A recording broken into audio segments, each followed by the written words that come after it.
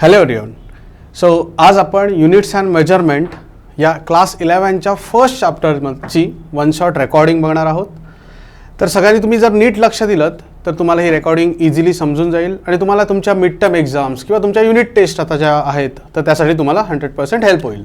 Okay, so तर आपण चालू करूया. The first chapter of class 11th that is units and measurements. Okay, so units and measurement हा chapter start करण्याच्या आधी आपण पहिली गोष्ट युनिट म्हणजे काय, मेजरमेंट म्हणजे काय, जे आपल्या चॅप्टरचं नाव आहे तर त्या गोष्टीबद्दल पहिलं डिस्कस करूया आणि त्यानंतर त्यातला कंटेंट आपण डिस्कस करूया. ओके, सो सगळ्यात इम्पॉर्टंट आपल्याला बेसिक या गोष्टीत या चॅप्टर स्टार्ट करण्याच्या आधी माहीत हवं ते म्हणजे फिजिकल क्वांटिटी. सो हा तुमचा फर्स्ट चॅप्टर आहे, त्यामुळे तुम्हाला बेसिक ज्या क्वांटिटीज ज्या आहेत ज्या आपल्याला 11th आणि क्लास 12thमध्ये बघायच्या आहेत तर त्याबद्दल आपल्याला त्याचं नॉलेज असणं इम्पॉर्टंट आहे. त्यासाठी हा चॅप्टर इंट्रोड्यूस केलेला आहे.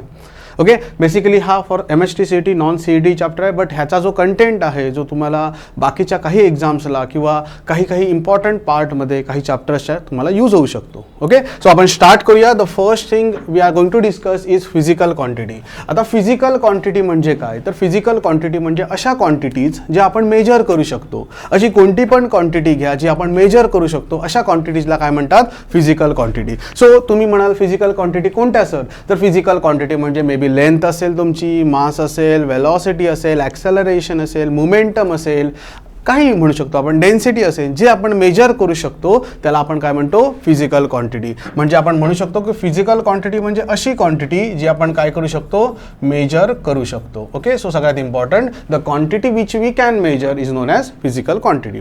Let's move to the next that is our important part, units आणि मेजरमेंट म्हणजे काय. आता युनिट म्हटल्यावर आपल्या डोक्यात एक येतं की युनिट बाबा मास जर दिला आहे तर त्या मासचं युनिट आपलं kg असलं पाहिजे, हे आपल्या डोक्यात येतं. बट युनिट म्हणजे काय, बट युनिट हा एक्झिस्टमध्ये का आला, तर बेसिकली युनिट म्हणजे it is the standard for the measurement. आपल्याला काहीतरी मेजर करायचं आहे तर त्याचं काहीतरी स्टँडर्ड आहे, तर हा स्टँडर्ड त्या पर्टिक्युलर क्वांटिटीचा त्याला आपण म्हणतो units. So unit if I want to define या सिम्पल वर्डमध्ये तर युनिट म्हणजे काय, basically it is the standard for the measurement. So it is the standard for measurement, मेजरमेंटसाठी असलेला एक स्टँडर्ड. ओके, सो हा झाला युनिटची डेफिनेशन. त्यानंतर मेजरमेंट म्हणजे काय, तर मेजरमेंट म्हणजे काय, सपोज मला ह्या 1 मीटरची लेंथ मेजर करायची आहे. माझ्या डोक्यात एक आयडिया आली की मला 1 मीटरला कम्पेअर करायचं आहे. सपोज मला आता हे 2 मीटर आहे, कसं मेजर करायचं आहे, तर मी माझ्या डोक्यात आहे, मला माहीत आहे की 1 मीटर म्हणजे काय, तर त्यानुसार मी त्याच्याशी कम्पेअर करू शकतो. म्हणून आपण मेजरमेंटला आपण सिम्पल वर्डमध्ये डिफाईन करू शकतो, that is comparison with standard. हे म्हणजे काय रे, आपण काय करतो, इट इज कम्पॅरिझन विथ और कम्पेअरिंग विथ स्टँडर्ड और स्टँडर्ड ॲक्सेप्टेड युनिट. जी काही आपल्याला ॲक्सेप्ट केलेली युनिट आहेत, जी काही स्टँडर्ड युनिट आहेत, तर त्याच्याशी कम्पेअर करणे म्हणजे आपण मेजरमेंट करू शकतो. बरोबर. आता 1 kg म्हटलं तर तुम्हाला माहीत आहे की 1 kg बाबा एवढं असू शकतो, हे आपल्याला डोक्यात आयडिया आली तर त्याला आपण कम्पेअर केलं म्हणजे आपण त्याचं मेजरमेंट केलं. ठीक आहे, 2 kg आहे तर 1 kg ला कम्पेअर केलं, as simple as that. So हा झाला बेसिक आपल्या चॅप्टरचा मेन जो काही नाव आहे त्याचा स्टडी. आता आपण याच्याच ॲक्च्युअल पार्टचा पुढे रिलेटेड आहे की आपल्याकडे कोणत्या सिस्टीम्स आहे, कोणती आपण ॲक्सेप्ट केलेली सिस्टम आहे, तर त्याबद्दल आपण डिस्कशन करूया. ठीक आहे, सो नेक्स्ट पॉईंट जो तुमचा असेल तो म्हणजे तुमचा सिस्टीम्स ऑफ युनिट. आता सिस्टीम्स ऑफ युनिट्समध्ये बेसिकली आपल्याला 4 सिस्टम्स माहीत हवेत. तर सिस्टीम्स ऑफ युनिटमध्ये पहिली आहे ती म्हणजे तुमची CGS सिस्टीम. आता हा तर वन शॉट रेकॉर्डिंग आहे, त्यामुळे तुम्हाला थोडा बुक पहिलं रीड करणं हे एक्सपेक्ट आहे, त्यानंतर ही व्हिडिओ बघणं एक्सपेक्ट आहे. So CGS system means centimetre gram second. Centimetre gram second म्हणजे सेंटीमीटर ग्राम आणि सेकंड अशा जर युनिटमध्ये कोणत्या क्वांटिटीज दिल्या असतील तर आपण त्याला म्हणू शकतो ती CGS सिस्टीम आहे. ठीक आहे, दुसरी गोष्ट जी आहे ती MKS system. Okay, MKS stands for metre kilogram second. बघा ह्याच्यात सेकंड दोघात कॉमन आहे, मीटर किलोग्राम सेकंड. दुसरी आहे MKS सिस्टीम. थर्ड आहे ती म्हणजे FPS सिस्टीम. बऱ्याच वेळा हा क्वेश्चन विचारला आहे, write down the systems of unit, तुम्हाला युनिट टेस्टमध्ये विचारला तर आला पाहिजे. सो FPS सिस्टीम म्हणजे कुठली, फूट पाऊंड अँड सेकंड. ही कुठली झाली तुमची FPS सिस्टीम. ओके, आणि नंतर जी सगळ्या युनिवर्सने ॲक्सेप्टेड सिस्टीम आहे, international accepted, so system international SI unit. आपण बऱ्याच वेळात बघा तुम्ही 10th पर्यंत बघितलं असाल, the SI unit of pressure, the SI unit of force is Newton. So somewhat like that. तर ह्याची सिस्टीम म्हणजे काय, ही SI युनिट. ओके, SI म्हणजे जी काही आपल्याला कन्व्हिनियंट यूजसाठी जी काही इंटरनॅशनली ॲक्सेप्टेड सिस्टीम आहे त्याला आपण म्हणणार आहोत SI सिस्टीम. ह्या झाला पहिल्या आपल्या एक सिम्पल युनिट्स अँड मेजरमेंटमधला पहिला कंटेंट. आता आपण पुढे जाऊन थोड्याशा गोष्टी इन डिटेल बघायला गेलो तर हा जर तुम्ही बघितला तर थेरॉटिकल पॉईंट ऑफ व्ह्यू. आता मी थेरॉटिकल पॉईंट ऑफ व्ह्यू म्हणण्याचं कारण एकच, कारण हा चॅप्टर आपल्याला जनरली थिअरी पॉईंट ऑफ व्ह्यूने आपल्याला येणार आहे एक्झामला, बरोबर. सो फिजिकल क्वांटिटीजच्या आपण काही 2 वेमध्ये किंवा 2 टाईप्समध्ये डिफाईन केल्या आहेत. ओके, तर त्यातला पहिला टाईप आहे म्हणजे फंडामेंटल क्वांटिटीज. आता फंडामेंटल क्वांटिटीज म्हणजे काय, तर अशा क्वांटिटीज बघा, फंडामेंटल क्वांटिटीज म्हणजे अशा क्वांटिटीज ज्या इंडिपेंडंट आहेत दुसऱ्या क्वांटिटीशी. कशासाठी, तर मेजरमेंटसाठी.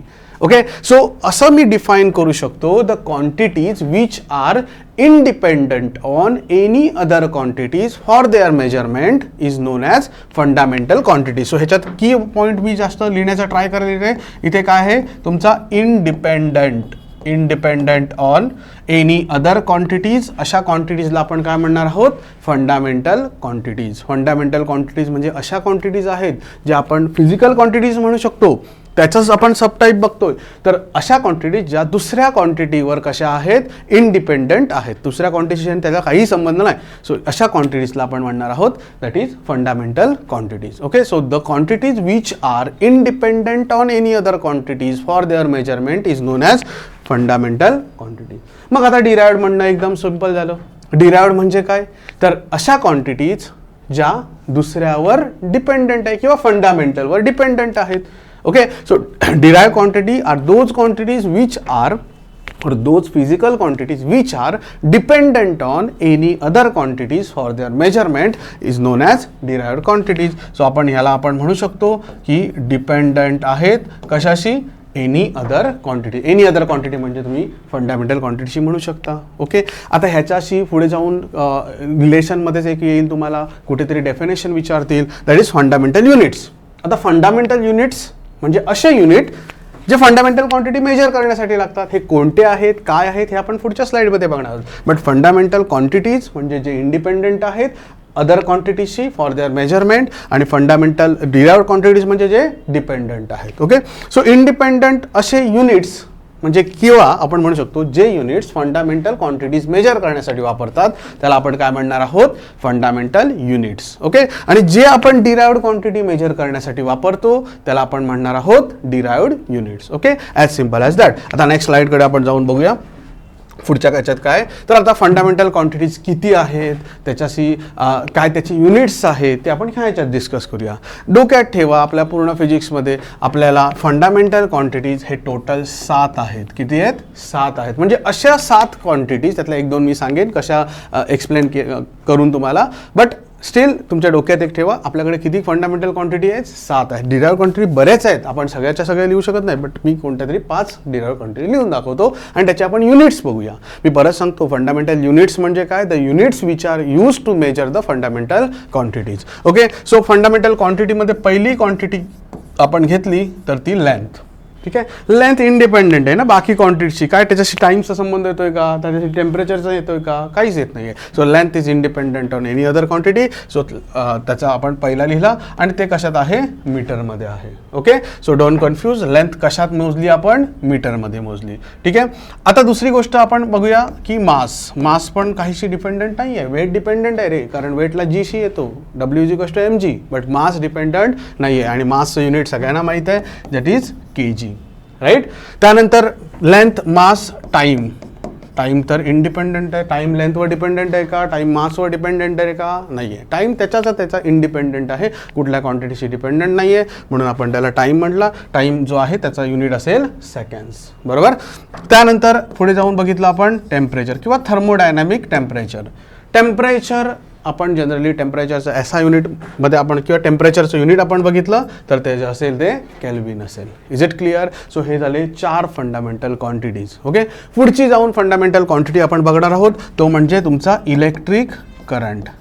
ओके. इलेक्ट्रिक करंट पण कशावर डिपेंड आहे, electric current is also included in fundamental quantity आणि त्याचं युनिट असेल ते म्हणजे एम्पियर. तुम्ही effects of electric current class 10th मध्ये बघितलं आहे, त्यामध्ये तुम्हाला करंट रिलेटेड गोष्टी भेटल्या आहे. तुम्ही हीट चॅप्टर बघितलं आहे क्लास 10th मध्ये, त्यामध्ये तुम्हाला टेम्परेचर रिलेटेड भेटलं आहे. टाईम तर तुम्ही पहिल्यापासून मोजताय. मास, लेंथ, ह्या फोर्स रिलेटेड किंवा या डिस्प्लेसमेंट या गोष्टी ऑलरेडी बघितलेल्या आहेत. सो ह्या सगळ्या आहेत. राहिले 6th आणि 7th. ओके. सो 6th जी आहे ती तुमची जी क्वांटिटी आहे ती तुम्हाला जनरली केमिस्ट्रीमध्ये असेल, that is amount of substance. Amount of substance आणि त्याचं युनिट असतं मोल. आणि लास्टला जो आहे दॅट इज ल्युमिनस इंटेन्सिटी. लास्टला जो आहे तो म्हणजे ल्युमिनस इंटेन्सिटी आणि त्याचं युनिट असतं कॅन्डेला. आता जर बघितला तर पहिल्या 5 क्वांटिटी आपल्याला फार इम्पॉर्टंट आहेत. आपल्या जर पॉईंट स्टडी किंवा आपल्या ज्या चॅप्टर पॉईंट ऑफ व्ह्यूने बघितलात, लास्टच्या 2 क्वांटिटीज तुम्ही फक्त लक्षात ठेवा, luminous intensity and amount of substance. Amount of substance तुम्हाला जो काही आहे तो केमिस्ट्रीमध्ये येईल. मोलमध्ये तुम्ही बघितलं असाल नंबर ऑफ मोल्स वगैरे. ल्युमिनस इंटेन्सिटी म्हणजे लाईटची इंटेन्सिटी, इंटेन्सिटी ऑफ लाईट असं आपण कन्सिडर करू शकतो. ठीक आहे. हे झाले तुमचे फंडामेंटल. त्याचे युनिट्स पण लिहिलेत. त्यानंतर आपण डिराइव्ह करायचं. डिराइव्ह कोणती पण जे आपण डिपेंडंट म्हणू शकतो. Let us consider velocity. ठीक आहे. वेलॉसिटी एक डिराइव्ड आहे, कारण वेलॉसिटीचं युनिट बघितलं तर युनिट आहे मीटर पर सेकंड. आता वेलॉसिटी म्हणा किंवा स्पीड म्हणा, मीटर पर सेकंड दोघांचं युनिट मीटरवर डिपेंडंट आहे आणि सेकंडवर डिपेंडंट आहे, त्यामुळे वेलॉसिटी झाला. दुसरा आपण घेतला फोर्स. ठीक आहे. फोर्स म्हणजे काय तुम्हाला माहिती आहे फॉर्म्युला, मास इंटू ॲक्सलरेशन. मास कशात डिपेंड आहे, kg. ॲक्सलरेशन कशात आहे, मीटर पर सेकंड स्क्वेअर. यालाच आपण काय म्हणतो, न्यूटन. सो kgवर डिपेंडंट आहे. बघा इकडे kgवर डिपेंडंट आहे, मासवर डिपेंडंट आहे, सॉरी मीटरवर डिपेंडंट आहे, सेकंडवर डिपेंडंट आहे. सो डिपेंडंट क्वांटिटी आली. ठीक आहे. तिसरी घ्या तुम्ही वाटल्यास ॲक्सलरेशन. ॲक्सलरेशन पण युनिट काय, metre per second square. Mass sorry लेंथवर डिपेंडंट आहे आणि सेकंड म्हणजे टाईमवर डिपेंडंट आहे. फोर्थ युनिट घ्या तुम्ही वाटल्यास डेन्सिटी. डेन्सिटी जर बघितली, डेन्सिटीचं युनिट काय असतं, डेन्सिटीचा फॉर्म्युला काय असतो, density is equals to mass upon volume. So kg per metre cube. बघा लेंथ म्हणजे मीटर व्हॉल्यूमवर डिपेंडंट आहे आणि kg म्हणजे मासवर डिपेंडंट आहे, म्हणून हे डिराइव्ड झाले रे. The quantities which are dependent on any other quantity, त्याला डिराइव्ड म्हटलं. ठीक आहे. त्याच्यानंतर जो 5th आपण म्हणू शकता मोमेंटम म्हणा, काही प्रेशर वगैरे म्हटले तरी चालेल. मोमेंटम जर बघितला, बेसिकली मोमेंटम P हा कशाने रिप्रेझेंट करतात, मास इंटू वेलॉसिटी. मास कशात असतो रे, kg. वेलॉसिटी कशात असतं रे, metre per second. So kg metre per second झाले डिपेंडन्सी. मग ही कशी झाली, डिराइव्ड क्वांटिटीज आणि त्याचे हे derived unit. As simple as that. Okay. So हा बेसिक माहीत असावा तुम्हाला, म्हणून 5 कोणते तरी क्वांटिटी मी घेतलेत. होप तुम्हाला समजल्या असतील. ठीक आहे. So move to the next part. Next आपण जे काही युनिट्स बघतोय तर त्या युनिट्समध्ये अजून एक युनिट ॲड होतो आणि तो म्हणजे सप्लिमेंटरी युनिट. बरोबर. सप्लिमेंटरी युनिटचं कामच सांगतंय, सप्लिमेंटरी म्हणजे एक्स्ट्रा आपल्याला काहीतरी नॉलेज भेटण्यासाठी त्या रिलेशनबद्दल आपण हे युनिट वापरतो. ओके. सो सप्लिमेंटरी युनिटमध्ये बेसिकली 2 प्रकारचे अँगल इन्क्लूड केलेत.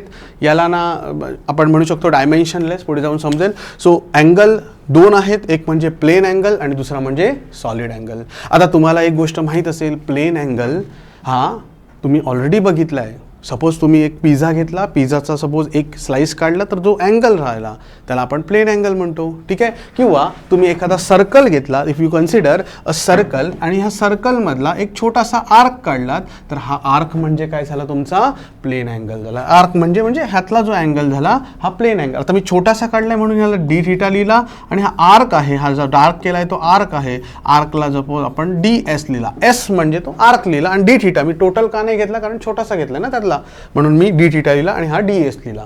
सो ds आणि डी थीटा हा जर तुमचा झाला म्हणजे आपण म्हणू शकतो की हा डी थीटा म्हणजे त्यातला प्लेन अँगल. प्लेन म्हणजे 2D अँगल. ठीक आहे. 2D मध्ये आपण इमॅजिन केलं तर 2D angle and that plane angle is angle is d theta. आता जर तुम्हाला जर प्लेन अँगलच काढायचं असेल, d theta is equals to ds upon r. म्हणजे ds is equals to r theta. हा फॉर्म्युला तुम्ही मेन्सुरेशन वगैरे जो काही चॅप्टर 10th मध्ये होते ते बघितला. मी फक्त छोटा घेतलाय म्हणून मी ds लिहिलाय. r मी छोटी नाही करू शकत. r बघा, r ही रेडियस आहे, ही छोटी नाही करू शकत. सो मी r तशीच ठेवली. ही छोटी कशी करणार, ही तर फिक्स आहे ना सगळीकडे. So ds upon r. जर मी कंप्लीट सर्कल जर आपण अज्युम केलं तर थीटा आपण अज्युम करूया. कंप्लीट सर्कलचा तुमचा असतो तो म्हणजे 2πr सर्कम्फरन्स ना, टोटल आर्क झाला ना याचा. टोटल आर्क काय असतो, सर्कम्फरन्स अपॉन r. rला r केला तर थीटा काय झाला तुमचा, 2 पाय झाला आणि ह्याचं युनिट असतं रेडियन. लक्षात घ्या हा 2D अँगल आहे, याचं युनिट काय radian. And it is the ratio of arc of circle upon radius of circle. Is it clear? हा झाला सॉलिड अँगल. ठीक आहे, ह्याचं युनिट काय झालं तुमचं किंवा आपण म्हणू शकतो युनिट आपण रेडियनमध्ये रिप्रेझेंट करतो. आणि 2 पाय तुम्हाला समजतंय. हा जर कंप्लीट सर्कल घेतला, हे कशासाठी आहे रे तुमचा कंप्लीट सर्कलसाठी वरचा होता तो आर्कसाठी, कंप्लीट सर्कलसाठी ds म्हणजे टोटल आर्क 2 पाय झाला अपॉन आर गेला 2 पाय. म्हणजे आपल्याला माहिती आहे जर टोटल जर आपण ह्याच्यातला अँगल जर मेजर केला, हा अँगल नेहमी किती असतो टोटल सगळा 360 आणि 360 म्हणजेच 2 पाय. Is it clear? सो ह्याचा युनिट रेडियन हा 2D अँगल आहे. ठीक आहे, आणि ह्याचा मॅक्सिमम किती झाला तुमचा प्लेन अँगल हा 2 पाय. सिम्पल मी परत सांगतो, आपण जे अँगल बघतो हे नॉर्मल अँगल, ह्याला प्लेन अँगल किंवा 2D अँगल म्हटलं जातं. Is it clear? हे सप्लिमेंटरी युनिट आहे. सॉलिड अँगल, बऱ्याचशा मुलांना सॉलिड अँगल म्हणजे काय हे समजणं डिफिकल्ट जातं. बट लक्षात घ्या हा सॉलिड अँगलचा पार्ट तुम्हाला इलेक्ट्रोस्टॅटिक्समध्ये गॉस लॉमध्ये पण येणार आहे. सो काही प्रमाणात हा आपल्याला पुढे यूज आहे. हा तर अँगल तुम्हाला फॅमिलियर होता. सॉलिड अँगल म्हणजे सगळ्यात इम्पॉर्टंट 3D अँगल, सगळ्यात इम्पॉर्टंट 3D अँगल. आता हे काय करायचं, कसं लक्षात ठेवायचं? लक्षात घ्या तुमच्याकडे एक सपोज कलिंगड आहे, कलिंगडचा तुम्ही एक स्लाइस काढून घेतला. ठीक आहे, म्हणजे तुम्ही कलिंगड जे काही असेल त्याचा तुम्ही एक असा काहीतरी आपण असा इमॅजिन करा, स्लाइस काढून घेतला किंवा बर्थडे कॅप इमॅजिन करा. त्यातला जो आतला अँगल असतो that is nothing but the solid angle. किंवा कलिंगडचं एक्झाम्पल घेतलं तर कलिंगडचा स्लाइस आपण काढतो ना चेक करण्यासाठी, तर तो जो आतमध्ये जो अँगल तयार झाला आहे सो ह्या अँगलला 3D अँगलला ह्याला म्हणतात कुठला सॉलिड अँगल. आणि सॉलिड अँगल जनरली ओमेगाने रिप्रेझेंट करतात आणि सिम्बॉल आपण डी ओमेगा असा जर पार्टमध्ये लिहिला तर that is DA upon r². That is, आणि जर कंप्लीट स्पियर म्हणजे टोटल स्पियर आहे आणि स्पियर आता कलिंगड स्पियर इमॅजिन करा, पूर्ण भरलेला आहे. स्पियर इमॅजिन करा, स्पियरचा थोडासा पार्ट घेतला आहे तो दॅट इज DA असा मी छोटा पार्ट लिहिला अपॉन r², रेडियसचा स्क्वेअर स्पियरच्या, याला म्हणतात solid angle. Is it clear? मग आता जर कंप्लीट स्पियरचा काढायचा झाला तर आपल्याला माहिती आहे कंप्लीट स्पियरचा अँगल जो काही एरिया आला 4πr² अपॉन r² गेला तुमचा 4π steradian. Are you getting my point? Steradian हा तुमचा 4π स्टेरॅडियन हा तुमचा काय झाला that is your solid angle. Are you getting it? So 4π steradian हा तुमचा सॉलिड अँगल झाला. ओके, सो आपण जर इथे बघितलं, मी तुम्हाला वाटल्यास इथलं पूर्ण करून दाखवतो. इथे आपण परत एकदा बघूया की सॉलिड अँगल म्हणजे काय. तर सॉलिड अँगल जर तुम्ही परत एकदा लक्षात घेण्याचा ट्राय करताय तर जर तुम्ही बघितलात, परत एकदा रिपीट करतो मी, थोडासा डिफिकल्ट आहे म्हणून. सॉलिड अँगलला जर तुम्ही टोटल स्पियर घेतलाय तर area of sphere is like 4πr² आणि कंप्लीट स्पियर, हा कंप्लीट स्पियरसाठी हा तुमचा एरिया स्मॉलसाठी. ठीक आहे, हा कंप्लीट स्पियरसाठी सॉलिड अँगल का असतो total area 4πr² upon r² गेला तुमचं काय झालं 4π steradian. Okay, so unit of solid angle is steradian लक्षात घ्या, आणि unit of plane angle consider करा आपण radian. Okay, is it clear? Okay, so हा झाला तुमचा सप्लिमेंटरी युनिटबद्दलचा थोडासा पार्ट. त्यानंतर आपण पुढे जाऊन बघूया जो फार इम्पॉर्टंट पार्ट आहे तुमच्या सगळ्या या आपण ज्या पुढे जाऊन गोष्टी बघणार आहोत त्यासाठी, तो म्हणजे डायमेन्शन्स. ओके, सो डायमेन्शन्स म्हणजे काय असतं, कशा काढल्या जातात याबद्दल सगळ्यांनी नीट कॉन्सन्ट्रेशन देऊन ऐका. डायमेन्शन्स किंवा डायमेन्शनल ॲनालिसिस हा तुमचा पुढचा पार्ट असेल. तर त्याआधी आपण काही फंडामेंटल ज्या काही आपण युनिट्स बघितलेले तर त्याचे किंवा क्वांटिटी बघितलेले त्याचे डायमेन्शन्स बघूया. सो डायमेन्शन म्हणजे काय? Dimensions are the powers to which fundamental units must be raise.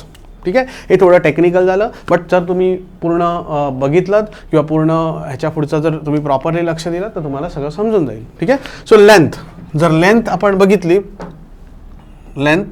तर लेंथ जी आहे बेसिकली डायमेन्शनसाठी लिहिताना एक गोष्ट लक्षात घ्या, आपल्याला असा स्क्वेअर ब्रॅकेट काढावा लागतो. Without square bracket generally valid नाही येते, त्यामुळे तुम्हाला स्क्वेअर ब्रॅकेट असा काढावा लागेल. सो डायमेन्शन्स लेंथ, जर आपण सगळ्यात सिम्पल बघतो डायमेन्शन. लेंथला L1 लिहिला, मास जो आहे तो M1 लिहिला. लक्षात घ्या लेंथला मास म्हणून कन्सिडर, M दिसला म्हणून मीटर नसतो, हा M म्हणजे M1 म्हणजे मास. टाईमला तुमचा T1 लिहिला. लक्षात घ्या टेम्परेचरला T नाही लिहायचं परत. ठीक आहे, टाईमला T1 लिहिला. टेम्परेचरला काही आपण म्हणू शकतो K1 लिहिता किंवा काही ठिकाणी θ1 पण दिसेल, बट K1 जनरली कन्सिडर करा. Is it clear? टेम्परेचर झाला K1. डायमेन्शन्स म्हणजे आपण लेंथ पकडलं तर ही फंडामेंटल रेज केलं. लेंथ किती आहे? 1 आहे म्हणून मी L1 लिहिला, ठीक आहे, किंवा L लिहिलं तरी चालेल. L1 म्हणजेच L, ठीक आहे. M1 T1. नाऊ इलेक्ट्रिक करंटला जो आपण देणार आहे तो एम्पियर युनिट असल्यामुळे A1 किंवा काही ठिकाणी तुम्हाला I1 पण दिलेला दिसेल. सो दोन्ही पॉसिबिलिटीज मी लिहून ठेवल्या. हे झाले बेसिक. डायमेन्शन कसे लिहितात? तर स्क्वेअर ब्रॅकेट असं काढून त्याच्यात लिहितात. Is it clear? Okay. So हा झाला तुमचा दॅट पर्टिक्युलर बेसिक डायमेन्शन्स. आता आपण ॲक्च्युअल डायमेन्शन्स जे फिजिकल क्वांटिटी आहे त्याचे काही डायमेन्शन मी इथे काढून दाखवतो. ओके. ॲज सिम्पल, फार सिम्पल आहे ही गोष्ट. तुम्ही जर नीट कॉन्सन्ट्रेशन केलं, आपण क्लासमध्ये पण डिस्कस केलं आहे, खूप जास्त वेळा आपण प्रॅक्टिस केली आहे, तरी पण जरा एकदा तुम्ही बघून घ्या, ठीक आहे. वेलॉसिटी. पहिली गोष्ट, वेलॉसिटी सोप्या वेमध्ये तुम्हाला काढण्याचं दाखवतो. वेलॉसिटीचं युनिट काय असतं रे? Metre per second. मीटर म्हणजे काय रे? मीटर म्हणजे लेंथ ना रे. मग मीटर म्हणजे लेंथ जर आपण बघितली तर मीटर म्हणजे आपण जर लेंथ बघितली तर इकडे बघा, लेंथला काय आहे? L1 आहे. लेंथला L1, हां, लेंथला L1. लक्षात घ्या, मीटर म्हणजे M लिहू नका, लेंथ लिहा तिकडे, कारण तो मीटर आहे. लेंथला L1. टाईम पण येणार आहे, पण टाईम खाली आहे आणि आपल्याला माहिती आहे डिनॉमिनेटरला वरती आणण्यासाठी जर नेला तर आपल्याला -1 लिहू शकतो. झाले याचे डायमेन्शन. किती इझी आहे बघा, L1 T-1.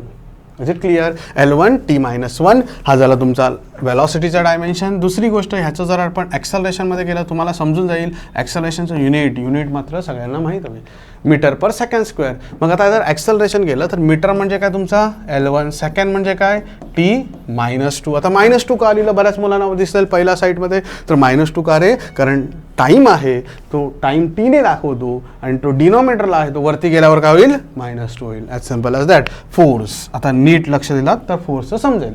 फोर्स आपण जर फॉर्म्युला लिहिला तर F = ma. M म्हणजे काय? kg. ॲक्सलरेशन कशात असतं रे? Metre per second square. बरीच मुलं चुकतात. मीटर पर सेकंड स्क्वेअर म्हणजे ॲक्सलरेशन. लक्षात घ्या, मीटर पर सेकंड ही वेलॉसिटी झाली, मीटर पर सेकंड स्क्वेअर हे काय आलं? ॲक्सलरेशन झालं. आता डायमेन्शन पहिल्या आधी स्क्वेअर ब्रॅकेट. आता नीट लक्ष द्या, kg म्हणजे ह्याच्यात आपण घेतलं, हे लेंथ आहे. kg म्हणजे M1 लिहू मी, मास आहे ना रे. kg म्हणजे काय? मास.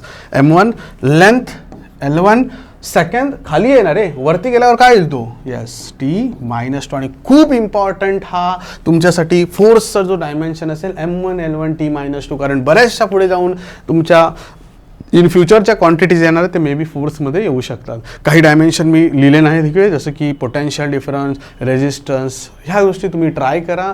बुकमध्ये पण नाही आहेत, बट तुम्ही ट्राय करा. कशा आहेत मी थोडेसे नंतर फॉर्म्युला देऊन देतो, ठीक आहे. सो हा झाला force M1 L1 T-2.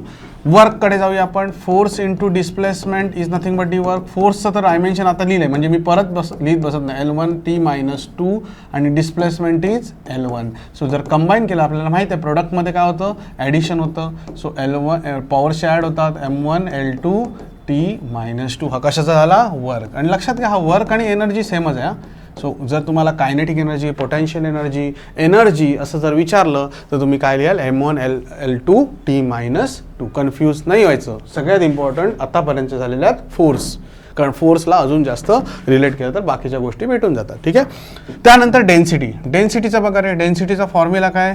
kg per metre cube, किंवा आपण डायरेक्ट युनिट लिहिला kg कशात असणार रे? M1. मीटर क्यूब आहे ना, मग खाली क्यूब आहे, मग वरती गेल्यावर काय होईल? -1 होईल. As simple as that. So I think ह्याच्यात तुम्हाला काय डाऊट नसेल. मोमेंटम बेसिकली पीने दाखवतो. Momentum is product of mass into velocity. Mass कशात असणार? kg. वेलॉसिटी कशात असणार? Metre per second. So kg metre per second. So kg म्हणजे M1, मीटर म्हणजे L1 T-1. लक्षात घ्या, याच्यात लिहिलं नाही आहे मी, पण एक गोष्ट डोक्यात ठेवा. मोमेंटम आणि इम्पल्स म्हणून एक टर्म आहे, त्याचे डायमेन्शन काय असतात? सेम असतात. मोमेंटम आणि इम्पल्सचे डायमेन्शन सेम असतात. As simple as that. Is it clear? Now प्रेशरचे तुम्ही ट्राय करा. प्रेशर म्हणजे काय असतो? Force upon area. फोर्सचं तुम्ही ऑलरेडी काढलं आहे. M1 L1 T-2. एरिया म्हणजे मीटर स्क्वेअर ना रे, एरिया म्हणजे L2. आता पुढचं तुम्ही ट्राय करा, होपफुली तुम्हाला 100% येऊन जाईल. Is it clear? So this is the way you can find out the dimensions. आता मी हे फार कमी क्वांटिटीज घेतल्या आहे, तुम्हाला बऱ्याचशा अजून 20-25 मी घेऊ शकतो, बट स्टील आपल्याला लिमिटेशन आहे टाईमचं, त्यामुळे थोडंसं तुम्ही स्वतः प्रॅक्टिस करा. डाऊट असेल तर आपण कमेंटमध्ये किंवा डिस्कशन करू. Okay. So is it clear? So this is about the dimensions. Okay. Next move towards the use of dimension किंवा डायमेन्शन ॲनालिसिस. खूप इम्पॉर्टंट पार्ट, 100% एखादा पार्ट एक्झाममध्ये एक्सपेक्ट आहे. तर डायमेन्शन ॲनालिसिसचे यूज जर तुम्ही क्लास 12मध्ये असाल तर काही वेमध्ये तुम्हाला सेकंड फर्स्ट यूज लागतो. हे आपण क्लासमध्ये पण डिस्कस केलं आहे. त्यामुळे एखादा आन्सर MCQचं करेक्ट आहे की रॉंग आहे हे आपण डायमेन्शन्सने पण चेक करू शकतो, युनिट्सने पण चेक करू शकतो. त्यामुळे हा चॅप्टर काही वेमध्ये तुम्हाला 12थमध्ये पण, काही वेमध्ये नाही 12थमध्ये इम्पॉर्टंट आहेच, कारण हे बेसिक आहे सगळ्या गोष्टी. ठीक आहे. सो यूज, पहिला आधी यूज जो आहे आपल्याला तो लक्षात घ्या, मी तिन्ही वाचून दाखवतो. To check the correctness of physical equation. एखादं इक्वेशन, फिजिकल इक्वेशन जे फिजिक्समध्ये आपण यूज केलं आहे ते करेक्ट आहे की रॉंग आहे हे करण्यासाठी काय, पहिला आपण डायमेन्शनचा यूज करू शकतो. Second, to find the relation between related physical quantity. Third, to establish the relation between systems of unit. म्हणजे जनरली आपण ह्याच्यात बघणार आहोत SI टू CGS कसं कन्वर्ट केलं जातं. ठीक आहे. प्रत्येकाचं एक एक एक्झाम्पल घेतो मी, बट स्टील तुम्ही जरा, मी थोडंसं फास्ट घेतलं. हे as a one shot recording आहे. तुम्हाला कमीत कमी वेळात जास्तीत जास्त कंटेंट देणं ह्याचं मेजर मोटो आहे. बट स्टील तुम्ही जर एखाद्या स्टेपमध्ये कन्फ्यूज असाल, डोंट वरी अबाउट इट, तुम्ही मला ते बिंदास विचारू शकता. Okay, so let's start with the first use of dimensional analysis. The first one is to check the correctness of physical equation. एखादा इक्वेशन करेक्ट आहे की रॉंग आहे हे चेक कशाने करणार आपण, ह्या फिजिकल इक्वेशन. ठीक आहे. पहिल्या डायमेन्शनच्या यूजने. सो आपण, मी पहिला लिहून ठेवलं आहे. एक सिम्पल इक्वेशन घेतो. तुम्ही घरी दुसरे 2 इक्वेशन ट्राय करायचे आहेत आणि तुम्ही मला काही आन्सर आलं तर कमेंटमध्ये सांगू शकता, किंवा चुकीचं येत असेल तर सांगा, मी नेक्स्ट ह्याच्यात तुम्हाला थोडंसं कन्क्लूड करून देईन. ठीक आहे. सो पहिला आपण एक इक्वेशन, ॲनालिटिकल इक्वेशन आपण बघत आलो आहे. V = U + AT, S = UT + ½ AT², V² = U² + 2AS. आता V म्हणजे काय तर फायनल वेलॉसिटी, U म्हणजे काय तर इनिशियल वेलॉसिटी, A म्हणजे ॲक्सेलरेशन, T म्हणजे time, S is the displacement. आता हे आपण बघत आलोय, हे 100% करेक्ट असलं पाहिजे. आत्तापर्यंत आपण बघत आलोय म्हणजे ते करेक्टच असलं पाहिजे आणि ते आपण चेक करूया आणि आलंच पाहिजे. ठीक आहे. Let us start with the first use of dimension analysis to check the correctness of physical equation. Physical equation दिसतंय, हे करेक्ट आहे की बघायचं आहे. हे करेक्ट कधी असेल ते मी आधी कंडिशन लिहून देतो. जर तुमचे LHSचे डायमेन्शन, LHS म्हणजे लेफ्ट हँड साईड, आणि ते RHSच्या डायमेन्शनला इक्वल असतील तर काय असू शकतो, करेक्ट असू शकतो. So let start. पहिलं आपल्याला करेक्ट आहे. आपण LHS जे आहे ते काय, वेलॉसिटी.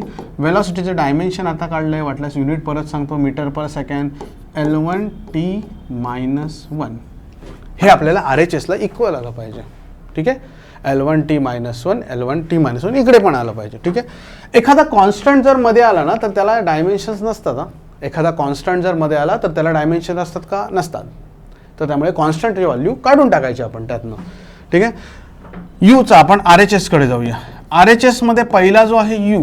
आता ऑब्वियस ही तर वेलॉसिटी आहे, ही पण वेलॉसिटी आहे, फक्त ही इनिशियल आहे, ही फायनल आहे. त्यामुळे दोघांचे डायमेन्शन तर सेम असले पाहिजेत. So L1T-1. ठीक आहे. Plus AT. आता हा RHSमध्ये अजून दुसरा आहे तो म्हणजे AT. आता A म्हणजे ॲक्सेलरेशन, ॲक्सेलरेशनचं डायमेन्शन आत्ताच काढलं, L1T-2. फक्त एकदा -1 ॲड होतो कारण मीटर पर सेकंड स्क्वेअर असतं. T म्हणजे काय तुमचा T1. जर आपल्याला माहिती आहे प्रोडक्टमध्ये असेल तर ॲडिशन होते, मग ॲडिशन -2 + 1 ची ॲडिशन -1. सो याचं काय आलं, L1T-1. जर आपण RHS बघितले, आता तुम्ही जर बघा इकडे RHS, इकडे एक L1, ह्या पूर्ण RHSचे झाला टर्म, इकडे एक L1T-1 आहे, इकडे पण L1T- आहे. मग मी 2 टाइम्स L1T-1 लिहू शकतो का रे. बघा दोन्ही वेने सांगतो, प्रत्येक इंडिव्हिज्युअल टर्मचे इक्वेट करा, ते पण चालेल, ते पण करेक्ट आहे. किंवा मग मला L1T-1 U भेटला, L1T-1 U भेटला, म्हणजे x + x 2x असं समजून जा. सो 2 टाइम्स करू शकतो. मी आधीच सांगितलं 2ला डायमेन्शन्स नसतात, कॉन्स्टंटला डायमेन्शन असतात का, नसतात. मग हा डायमेन्शन आणि हा डायमेन्शन इक्वल आहे का, येस 100% इक्वल आहे. मग इक्वल जर असेल तर आपण म्हणू शकतो LHS आणि RHS असे कसे आहेत, इक्वल आहेत. म्हणजे हे इक्वेशन कसं आहे, करेक्ट आहे. हे इक्वेशन कसं आहे, करेक्ट आहे. As simple as that. समजते तुम्हाला. सो 2 टाइम्स L1 म्हणजे 2ला डायमेन्शन आहे असं इमॅजिन करू, किंवा ईच टर्मला तुम्ही इक्वेट करून टाका, काही फरक पडत नाही. बट बघा ATचं समजलं का, L1T-2T हा ॲडिशन झाला, हा -1 आला. ठीक आहे. ओके. सो हा झाला first use, that is the check the correctness of physical equation. Now the second use already मी दिला आहे, to establish the relation between related physical quantities. काही रिलेटेड फिजिकल क्वांटिटीज आहेत, त्याचं आपल्याला रिलेशन काय करायचं आहे, एस्टॅब्लिश करायचं आहे. आता हे मला एस्टॅब्लिश करायचं आहे, मला फक्त क्वेश्चनमध्ये दिलेलं असणार की बाबा हा टी. आता तुमच्यासाठी ह्या गोष्टी नवीन आहेत, तुमच्यासाठी तर हा फर्स्ट चॅप्टर आहे. टी म्हणजे काय, तर टाइम पिरियड. हा फॉर्म्युला आहे time period of simple pendulum. तर के म्हणजे काय असतो, हा कॉन्स्टंट असतो, तो एक्सपेरिमेंटली आपण बघू काय असतो तो. बट टी म्हणजे काय, टाइम पिरियड. आणि टी इज इक्वल्स टू 2π, जो काही फायनल येतोय तो सांगतो, रूट ऑफ L/G. एल म्हणजे लेंथ ऑफ पेंड्युलम, म्हणजे असा पेंड्युलम. थोडंसं मी डिस्कस करतो, लेंथ ऑफ पेंड्युलम आहे. इथे जर सपोर्ट असेल तर टाइम पिरियड हा ऑसिलेशन किंवा आपण म्हणू शकतो असा ऑसिलेट होणार आहे हा. तर ह्यासाठी असणारा टाइम पिरियडचा फॉर्म्युला हा आहे. जी म्हणजे ॲक्सेलरेशन ड्यू टू ग्रॅव्हिटी. क्वेश्चनमध्ये दिलेलं असतं की टी टाइम पिरियड हा तुम्हाला रिलेशन फाइंड आउट करायचं आहे, एल आणि जीला प्रपोर्शनल आहे, एवढं क्वेश्चनमध्ये दिलेलं असतं. क्वेश्चनमध्ये काय दिलेलं असतं की टाइम पिरियड हा कशाला प्रपोर्शनल आहे रे, एलला आणि जीला प्रपोर्शनल आहे. ठीक आहे, तर आपण बघूया. आपल्याला एक गोष्ट माहिती आहे की टाइम पिरियड हा प्रपोर्शनल कशाला आहे, एलला. पॉवर किती आहे मला माहीत नाही, मी पॉवर लिहून टाकतो, AL/A. एक्स लिहायचं एक्स लिहा, वाय लिहायचं वाय लिहा, एम लिहायचं एम लिहा, जे काही लिहायचं ते लिहा, फक्त प्रपोर्शनल लिहा. दुसरा कंडिशन मला माहीत आहे, जीला पण प्रपोर्शनल पण सेमली नसेल, म्हणून मी G/B लिहून टाकलं, मी लिहून टाकलं फक्त. ठीक आहे, L/A G/B. मग मी जर प्रपोर्शनॅलिटी लिहिला तर L/A G/B T is equals to होईल, मला कॉन्स्टंट इंट्रोड्यूस करावं लागेल तरच मी ते इक्वल टाकू शकतो, L/A G/B. बट कॉन्स्टंटला डायमेन्शन असतं का रे, नसतं. मग कॉन्स्टंटचं डायमेन्शन पकडायचंच नाही, नसतंच तर काय पकडायचं. So that is the first case. आता मला एक गोष्ट बघावी लागेल, मी सगळ्याचे डायमेन्शन्स काढून ठेवतो. टाइम पिरियडचं डायमेन्शन काय रे, L1 आहे. टाइम पिरियडचं डायमेन्शन काय आहे, T1. आपण बघितलं टाइमचं डायमेन्शन म्हणजेच टाइम पिरियडचं. एलचं डायमेन्शन काय, लेंथचं, that is L small L म्हणा, कॅपिटल एल म्हणा. इथे कॅपिटल एल लिहिले, तो आपण इथे पण थोडंसं करेक्ट कॅपिटल एल करा, इकडे काही इश्यू नाही. कॅपिटल एल वरती क्वेश्चनमध्ये कॅपिटल एल लिहिले आहे, कॅपिटल एल. कॅपिटल एलचं डायमेन्शन काय असणार आहे, L1. जी म्हणजे acceleration due to gravity, L1T-2. 100% agree, कारण L1T-2 का, कारण metre per second square, L1T-2. आता बघा, आता मला एक सिंपल गोष्ट सांगा, मी ह्याच्यात पुट करतो. टी मला माहीत आहे, टी इज इक्वल्स टू के तर असंच आहे, L/A. ठीक आहे, आता लेंथ आहे म्हणून L1/A. इथे पण डायमेन्शन टाकतो, T1 असं टाकून देतो आणि L1T-2/B. ठीक आहे, समजलं का, ठीक आहे. केला तर डायमेन्शन नाही, तो के आपण जस्ट फॉर सिम्प्लिफायफिकेशन पर्पज करूया. के बघा इकडे, के असेल इकडे L/A, L आतमध्ये मल्टिप्लाय करा, T/B T-2B. As simple as that. ठीक आहे, मग मी जर मला माहीत आहे प्रोडक्टची ॲड होतं, जर प्रोडक्टमध्ये असेल इंडायसेसची ॲड होतं, A+B T-2B. हे बघा समजलं का रे, L/A+B काय आलं, कारण हे ॲडिशन होणार ना, आणि T-2B. आणि इकडे तुमचं काय आहे, T1 आहे. ठीक आहे, आता जर बघितलं तर इकडे मला एलची टर्म दिसते का रे, नाही दिसत आहे. टीची टर्म दिसते, दिसते. एमची तर दोन्हीकडे नाही, सो कन्सिडर करूया नको की L/A+B T-2B. समजली नसेल कोणती स्टेप, कमेंट करा, मी लगेच त्याचा रिप्लाय देतो. सो L0 आहे म्हणजे A+, मी आता ह्याच्याशी कम्पेअर करतो. बघा आता सगळ्यात इम्पॉर्टंट स्टेप आहे, सो नीट कॉन्सन्ट्रेशन. ह्याला कम्पेअर करूया, ह्याला, कारण हे दोन्ही इक्वल आहेत, ह्याला डायमेन्शन आहे, तर ह्याचे आणि हे डायमेन्शन इक्वलच असले पाहिजे रे.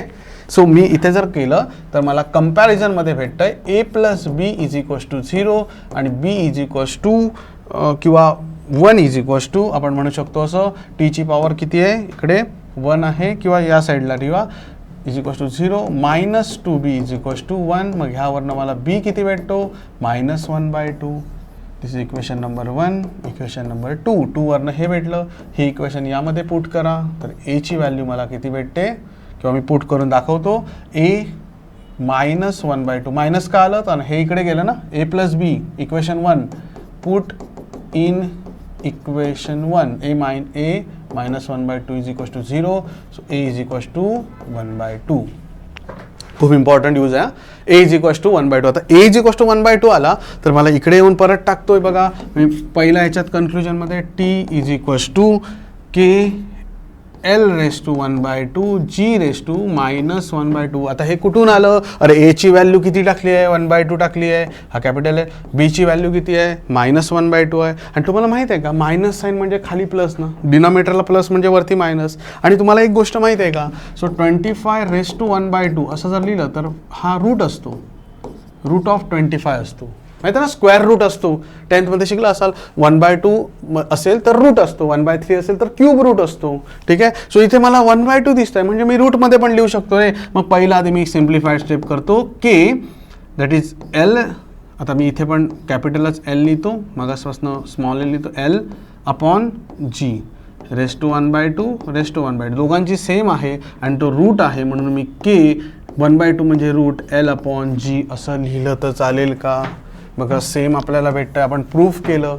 कशाने प्रूफ केलं? तर बेसिकली डायमेन्शनचा यूज करून केलं. कशाने केलं? डायमेन्शनचा यूज करून केलं. As simple as that. Is it clear? So डायमेन्शनचा ॲनालिसिस आपण दुसरा कंप्लीट केला. कन्फ्युजनचे स्टेप नंबर 1, रूट कसा आला. कन्फ्युजन स्टेप 2, हे इक्वेशन कसे गेले बघा, ह्याच्याशी कम्पेअर करून आले. कन्फ्युजन 3, सर हे असं का केलं? कारण ह्याचे डायमेन्शन लेफ्ट हँड साईडचे आणि राईट हँड साईडचे जर तुम्हाला कॉन्स्टंट आहे तर तो डायमेन्शन नाही ना, ते काय असले पाहिजेत, वरचे पॉवर्स कसे असले पाहिजेत, इक्वल असले पाहिजेत. ओके. सो थोडक्यात असं बघा, L⁻² असेल L⁻x दिलं तर x आणि 2 इक्वल असलं तरच ते इक्वल येईल ना. सो त्यावेळेने थोडंसं बघा. तुम्हाला डाऊट असेल, समजलं नसेल तर तुम्ही मला विचारू शकता, कमेंटमध्ये तुम्ही विचारू शकतात, आपण डिस्कशन करून घेऊ. ठीक आहे. ओके. एनिवे, सो हा झाला तुमचा second use. Now third use थोडासा इम्पॉर्टंट. थर्ड यूज असा आहे की कन्वर्जन SI टू CGS मध्ये कन्वर्ट करा. ठीक आहे, असं विचारतात आणि बऱ्याच वेळा 3 मार्क्सला विचारलेला क्वेश्चन युनिट्स अँड मेजरमेंटबद्दल. इव्हन फायनल एक्झामला पण हा क्वेश्चन विचारला आहे. 1 जूल इज इक्वल्स टू 10⁻⁷ अर्ग. आता हे कशाचे युनिट आहेत? तर जनरली एनर्जी, आपण जूल एनर्जीमध्ये कन्सिडर करूया. एनर्जीचं SI unit joule, CGS unit अर्ग. बरोबर. सो हे एकाच, म्हणजे त्याचे डायमेन्शन सेम असेल, पण ह्या सिस्टीम्स वेगवेगळ्या आहेत. सिस्टीम्स ऑफ युनिटमध्ये आपण बघितलं SI CGS, त्यामुळे सिस्टीम्स वेगवेगळे आहेत. सो इफ यू सी, तर मी ह्याला एक सिम्पल एक फंडा वापरतो. मी असं लिहितो 1 जूल इज इक्वल्स टू, मला हे प्रूफ करायचं आहे, हे तुमच्याकडे नाही आहे, लक्षात घ्या, हे प्रूफ करायचं आहे. मी काय करतो, 10⁻⁷ अर्ग लिहितो. मला माहीत नाही आहे किती आहे, n किती आहे तो मला माहीत नाही आहे, त्यामुळे मी 10⁻n लिहितो. ठीक आहे.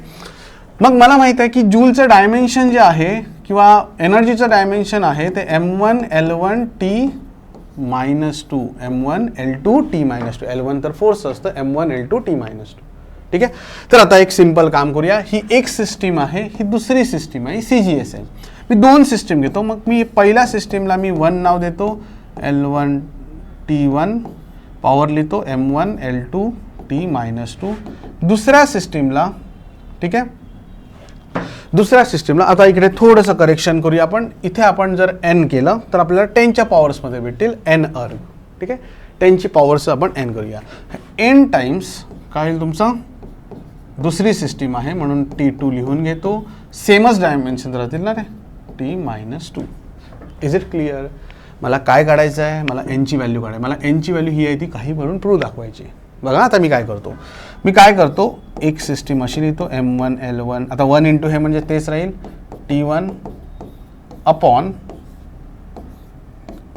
m2L2 T2 1 2 -2 is equals to n. हे तर सगळ्यांना समजलं असेल. हा इकडून उचलून इकडे टाकला, डिनॉमिनेटरला गेला. So m2L2 T2 powers same राहतील. ठीक आहे. पुढे जाऊन बघा इकडे काय होतं ते.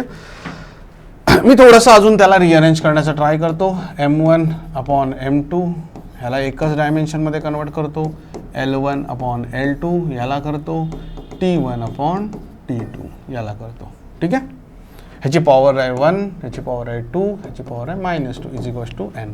आता बघा पहिली सिस्टीम ही SI आहे, तर आपण ह्याच्यात kgच्या फॉर्मॅटमध्ये ह्याच्यात जर लिहिलं तर 1 kg अपॉन खालची CGS आहे 1 ग्रॅम असं लिहितो (1).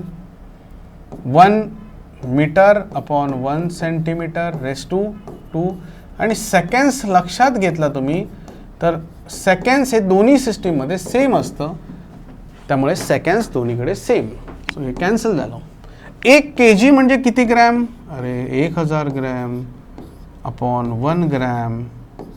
ठीक आहे. 1 मीटर म्हणजे किती सेंटीमीटर? अरे 100 सेंटीमीटर अपॉन 1 सेंटीमीटर. सेकंडला सेकंड गेला तर 1:1.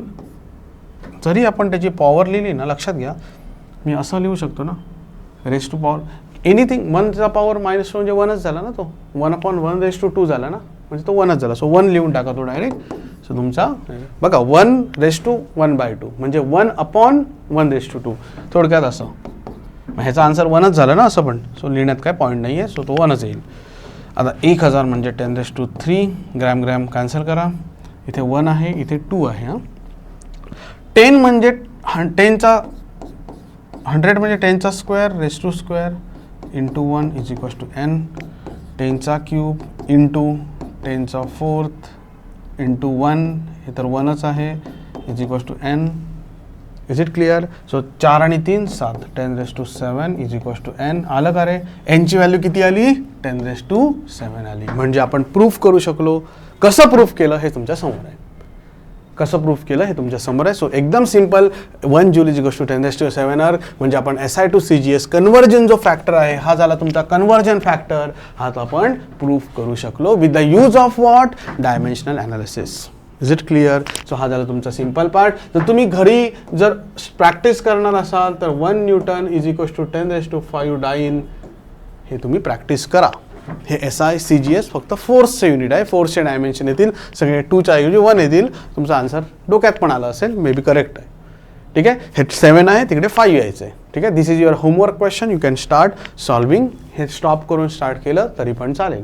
ओके. हा झाला तुमचा तिसरा आणि खूप इम्पॉर्टंट यूज. कसा केला हे तुमच्या समोर आहे. Okay. So that is the third use of dimensional analysis. So let's move to the next part, accuracy, precision and error. आता हे जे आहे थोडासा थेरॉटिकल आहे. मी आता डेफिनेशन लिहित बसणार नाही आहे. सो ॲक्युरसी म्हणजे काय? बघा तुमच्याकडे एक मेजर्ड व्हॅल्यू आहे. म्हणजे तुम्ही एक माप करायला, म्हणजे तुम्हाला सांगितलं की बाबा ह्याची लेंथ मेजर कर. सो ही एक मेजर व्हॅल्यू आहे. आता ही मेजर व्हॅल्यू आणि तुमच्याकडे ट्रू व्हॅल्यू आहे. ट्रू व्हॅल्यू म्हणजे अशी व्हॅल्यू की जी फिक्स आहे, म्हणजे ती करेक्ट व्हॅल्यू आहे. जसं की 2 मीटर मेजर करायचं आहे. ठीक आहे. 2 मीटर मेजर करायचं आहे तर 2 मीटर ही झाली ट्रू व्हॅल्यू. आणि मेजर्ड व्हॅल्यू म्हणजे अशी व्हॅल्यू जी तुम्ही मेजर केली आहे. आणि मला सांगा, जर मला एक असं मी सांगितलं ॲक्युरसीची definition, how close the true value from measured value is known as accuracy. जेवढी जास्त क्लोज तेवढी ॲक्युरसी जास्त. Is it clear? So how close the true value from the measured value is known as accuracy. समजलं definition? How close the true value from the measured value is known as accuracy. As simple as that. म्हणजे how closeness आपण म्हणू शकतो closeness. Okay. So ही झाली accuracy.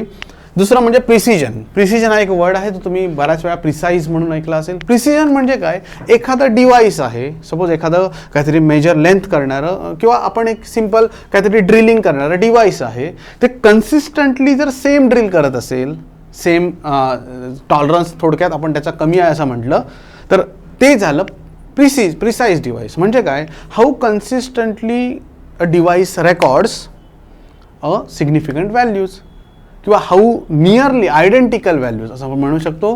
How consistently a device record identical values. म्हणजे 2 metre तुम्हाला major करायचं आहे, तुम्ही कन्सिस्टंट 2 मीटरच करताय, म्हणजे ते डिव्हाइस प्रिसाईज झालं. ठीक आहे. म्हणून बघा एकदम प्रिसाईज गोष्टी मेजर करण्यासाठी तेवढाच आपल्याला वेट ब्रिज आहे सपोज, तर तो ज्वेलर्सच्या शॉपमध्ये वेगळा असतो, कारण प्रिसाईज रिडिंग हवं असतं, consistent same reading. Are you getting it? So precision म्हणजे काय? How consistently a device record a nearly identical values is known as precision. ठीक आहे. हा झाला तुमचा प्रिसिजन. तिसरा आहे एरर. एरर म्हणजे काय? तर जी काही आपल्या ॲक्च्युअल व्हॅल्यू आहे किंवा ट्रू व्हॅल्यू आहे, ठीक आहे, आणि मेजर्ड व्हॅल्यू आहे. ठीक आहे. ती मे बी मेजर्ड व्हॅल्यू जास्त पण असू शकते, कमी असू शकते, म्हणून आपण त्याला मॉड टाकला तरी चालेल. एरर कधीच निगेटिव्ह नाही घ्यायचा, एरर पॉझिटिव्ह घ्यायचा. सपोज 2 मीटर आहे, मेजर करायची ॲक्च्युअल व्हॅल्यू आणि किंवा ट्रू व्हॅल्यू, आणि मेजर्ड व्हॅल्यू तुमची 1.9 आली आणि मेजर्ड व्हॅल्यू तुमची 2.1 आली, तर दोघांमध्ये एरर 0.1च आहे, तो काय निगेटिव्ह 0.1 नाही पकडायचा. ठीक आहे. सो लक्षात घ्या, मेजर्ड व्हॅल्यू आणि ट्रू व्हॅल्यू यातला डिफरन्स याला म्हणतात एरर, किंवा ट्रू व्हॅल्यू आणि मेजर्ड व्हॅल्यूचा आता ट्रू व्हॅल्यू मे बी कधी कमी असू शकते, कधी जास्त असू शकते, काही असू शकतं ते. So true value minus measured value is known as your error. The difference between true value and measured value. ठीक आहे. ट्रू व्हॅल्यू म्हणजे तुमची जी ॲक्च्युअल व्हॅल्यू आहे ती. मेजर्ड व्हॅल्यू म्हणजे जी तुम्ही मेजर केली ती कोणत्या तरी डिव्हाइसने. Is it clear? सो हा झाला तुमचा difference, that is difference between true value and measure value is known as error. पुढे जाऊन एररच्या काही गोष्टी आहेत. क्लासिफिकेशन. बघा मी थोडक्यात सांगतो. क्लासिफिकेशनमध्ये आपल्याला दोन प्रकारचे क्लासिफिकेशन असतात, systematic error and random error. आता हे सिस्टमॅटिक एरर म्हणजे आपल्याला एक सिंपल गोष्ट लक्षात घ्या. सिस्टमॅटिक एरर म्हणजे असा एरर जो मिनिमाइज होऊ शकतो. ठीक आहे. मिनिमाइज होऊ शकतो म्हणजे काय, तर तो एरर कशामुळे आलेला असेल, मे बी इन्स्ट्रुमेंटमुळे आलेला असेल, फॉल्टी इन्स्ट्रुमेंट असेल त्यामुळे आलेला असेल. Error due to imperfection in experimental technique. अरे मला माहीतच नाही एक्सपेरिमेंट कसा करायचा आणि त्यामुळे जर एरर आला तर अशा एररला काय म्हणतात, एरर किंवा error due to imperfection in experimental systematic error. Even personal error, personal लेवलचा एरर असेल. सपोज मला वेल्डिंग करायचं आहे, मला वेल्डिंगला किती व्होल्टेज ठेवायचं, काय ठेवायचं, कशी गन पकडायची, किती अँगलने गन पकडायची, वेल्डिंग गन हे माहीतच नाही आहे, तर तो जो एरर झाला हा पर्सन टू पर्सन डिफर झाला. चांगला वेल्डर असेल तो चांगल्या गोष्टी करतील. सो पर्सनल एरर आपण त्याच्यात कन्सिडर करू शकतो. हे आपण मिनिमाइज करू शकतो. तर मिनिमाइज कसं, सिस्टमॅटिक एरर पहिला इन्स्ट्रुमेंटच चेंज करून टाका, झाला मिनिमाइज. इम्परफेक्शन इन एक्सपेरिमेंटल टेक्निकचं थोडंसं आपल्याला जर गायडन्स भेटलं तर आपण हे पण मिनिमाइज करू शकतो. पर्सनल एरर पण पर्सन टू पर्सन डिफर होतो, त्यामुळे त्याला ट्रेनिंग द्या किंवा मग तो रिप्लेस करा, हा पण ऑप्शन आहे. तर तो पर्सनल एरर झाला. ठीक आहे. हे मिनिमाइज होतात. रँडम एरर हा मात्र कम्प्लिटली मिनिमाइज पॉसिबलच नाही आहे. रँडम एरर म्हणजे काय, की अरे मी आता शिकवतो आणि अचानक बोर्ड बंद झाला. तर मला माहीत होतं का हा बोर्ड बंद होणार आहे, पण हा माझ्यासाठी एरर आहे ना. सो हा झाला रँडम एरर, मला माहीत नव्हतं. ठीक आहे. हां, अप टू सम एक्सटेंट मी थोडं काहीतरी करेन, मी इन्व्हर्टर लावेन, मी काहीतरी अजून त्याला सप्लाय प्रॉपर दुसऱ्या जागून दे. सो ह्या गोष्टी येतात. But random error is the accidental error, जो तुम्हाला माहीत नसतो की त्यावेळेला तो होईल, अशा वेळेला ह्याला म्हणतात random error. Is it clear? So random error I hope तुम्हाला समजलं असेल. ठीक आहे. सो नेक्स्ट पार्टकडे जाऊया. Random error is accidental error, systematic error हे आपण ह्याच्यात क्लासिफाय करू शकतो. नेक्स्ट, हां, काही टर्म्स आहेत इम्पॉर्टंट, ते एररमध्ये आपल्याला यूज करायचे आणि ह्याच्यावर तुम्हाला 100% न्यूमरिकल विचारतात फॉर थेरॉटिकल पर्पज, म्हणजे क्वेश्चन पेपरमध्ये तुमच्या आपल्या युनिट टेस्ट किंवा या. ठीक आहे. सो हे काय असतं बघा, ॲरिथमॅटिक मीन. आता हा तर फार सिम्पल आहे. नंबर ऑफ रीडिंग्स तुमच्याकडे असतील. नंबर ऑफ रीडिंग्सचा सपोज तुमच्याकडे मल्टिपल, मी थोडंसं रीडिंग्स लिहून घेतो. तुमच्याकडे A1, A2, A3 ... AN एवढे नंबर ऑफ रीडिंग्स आहेत आणि तुम्हाला ॲरिथमॅटिक मीन काढायचं आहे. तर तुम्हाला AM ने रिप्रेझेंट करूया. हा बेसिकली कशाने रिप्रेझेंट करतात, AM ने. काय करायचं, तुम्ही 10वीत केलाय, मीन काढलाय, A3 AN upon number of readings divide करून टाका. हा झाला तुमचा ॲरिथमॅटिक मीन. दुसरी म्हणजे ॲब्सोल्यूट एरर. ठीक आहे. Absolute error basically delta A ने रिप्रेझेंट करतात. कशाने, डेल्टा ए ने. आता लक्षात घ्या, ॲब्सोल्यूट एरर हा प्रत्येक ह्याच्यात येऊ शकतो. आता ॲब्सोल्यूट एरर म्हणजे काय, आपण पहिल्यातला ॲब्सोल्यूट एरर काढायचं असेल, डेल्टा A1 करा, डेल्टा A2 करा, असे खूप, डेल्टा AN करा. ठीक आहे. मी पहिले काही करतो. पहिली गोष्ट, एरर निगेटिव्ह नसतो, त्यामुळे मॉड काढून घेतला. ॲरिथमॅटिक मीन मायनस इंडिव्हिज्युअल, म्हणजे ज्या टर्म्स दिल्यात ना त्या वजा करायच्या. म्हणजे ॲरिथमॅटिक मीन तुम्ही इकडे काढलाय, ॲरिथमॅटिक मीन सगळ्याच लागणार आहे, त्यामुळे हा तुम्हाला इकडे काढावाच लागेल. हा काढलाय ॲरिथमॅटिक मीन -A1. दुसऱ्यातला काढायचा असेल तर ॲरिथमॅटिक मीन -A2, दुसरं रीडिंग. ठीक आहे. हा झाला तुमचा absolute error. Is it clear? So absolute error झाला. त्यानंतर तुमचा आहे मीन ॲब्सोल्यूट एरर. मीन ॲब्सोल्यूट एरर हा बेसिकली डेल्टा AM ने दाखवतात. सो डेल्टा AM कसा आपण करणार आहोत, हे जे ॲब्सोल्यूट एरर आहेत ना, mean of all absolute error, confuse व्हायची गरज नाही आहे. डेल्टा A3 असे खूप येतील ना रे, डेल्टा AN पर्यंत येतील. ठीक आहे. अपॉन किती लिहिले ते नंबर्स, टोटल नंबर्स. ठीक आहे. हा झाला तुमचा मीन ॲब्सोल्यूट एरर. मीन नावातच सांगते ना, ॲब्सोल्यूट एररचा मीन घ्या रे बाबा. सो हा झाला मीन ॲब्सोल्यूट एरर. ठीक आहे. हा झाला डेल्टा M. त्यानंतर रिलेटिव्ह एरर. ठीक आहे. आता रिलेटिव्ह एरर हा तुम्हाला delta A mean upon arithmetic मीन. बघा सगळीकडे ॲरिथमॅटिक मीन येतोय. ॲरिथमॅटिक मीन हा काढावाच लागतो. So arithmetic mean delta AM upon arithmetic mean is known as relative error. ठीक आहे. रिलेटिव्ह एरर जर तुम्हाला पर्सेंटमध्ये दाखवायचं असेल तर delta AM upon AM into जर 100 केलं तर याला म्हणतात पर्सेंटेज एरर. ठीक आहे. पर्सेंटेज एरर म्हणजे काय, किंवा पर्सेंट एरर म्हणजे काय, जर ॲरिथमॅटिक मीनला तुम्ही काय केलं, कशात दाखवलं, पर्सेंटमध्ये दाखवलं. रिलेटिव्ह एररला पर्सेंटमध्ये दाखवलं. तर relative error express in percentage is known as percentage error, as simple as that. Okay, so I hope you understood this part: arithmetic mean, absolute error, relative error, percentage error. Okay, so let's move to the next part. The next part is very good, significant figure. राहिले काही थोडेसे part राहिलेत, आपण पटापट complete करून टाकू. Significant figures. ठीक आहे.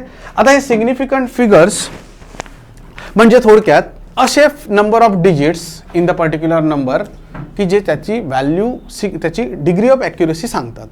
सो अशा फिगर्सना सिग्निफिकंट फिगर्स किंवा सिग्निफिकंट व्हॅल्यूज किंवा सिग्निफिकंट नंबर्स म्हणतात. ठीक आहे. सर हे कसे फाइंड आउट करायचे? तुमच्या बुकमध्ये क्वेश्चन आहे. हे या चॅप्टरची तुमची पेज नंबर 15वर एक्झरसाइज आहे.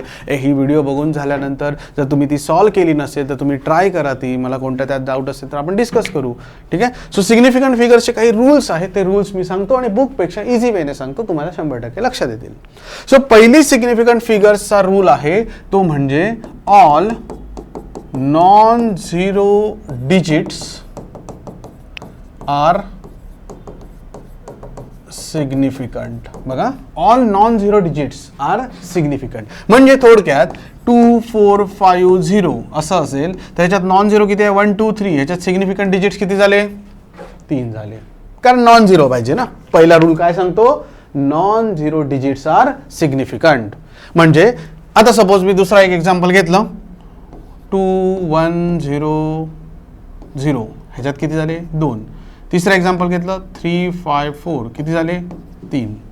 सो जे काही नॉन झिरो डिजिट्स आहे बघा, रूल नंतर चेंज होतात, नंतर आपल्याला त्यात ॲडिशन करावी लागतील. फक्त पहिल्या रूलनुसार आलेल्या गोष्टी सांगतोय. All non zero digits are significant. Second rule असा सांगतोय झिरोज जर नॉन झिरो आहे तर सिग्निफिकंट आहेत. दुसरा रूल असा सांगतोय की zeros between two significant digits are significant.